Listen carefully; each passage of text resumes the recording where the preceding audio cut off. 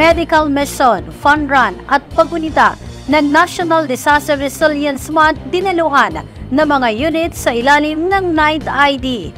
Yan ang balitang hatid ni Robert Bulan. Aktibong nakilahok sa iba't ibang aktibidad ang ilang unit sa ilalim ng 9th ID upang makapagbigay serbisyo at makapaghatid ng impormasyon sa mamamayan sa rehiyong Bicol. Hulyo 3 nang makiisa ang 2nd Infantry Battalion sa isinagawang motorcade ng PDRRMC Masbate at iba pang ahensya ng pamahalaan sa paggunita ng National Disaster Resilience Month na may temang Handa Pilipinas, bilang pagpapakita ng kahandaan ng lahat sa paghaharap sa mga kalamidad at sakuna sa probinsya. Sa hiwalay na programa, tumulong naman ang 9th Infantry Battalion sa isinagawang medical at dental mission at iba pang mga libreng serbisyo ng Ako Bicol Party List sa Barangay Sugod, Tiwi, Albay. Nitong nakaraang Hulyo 5 kung saan nabinipisyuhan ang mga residente mula sa 15 barangay ng nasabing bayan. Samantala, sumabay naman sa pagpadyak ang 31st Infantry Battalion sa isinagawang fun bike activity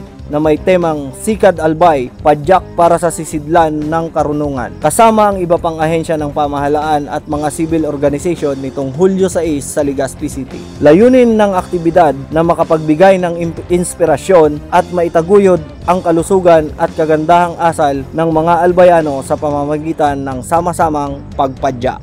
Robert Bulan, Spare News.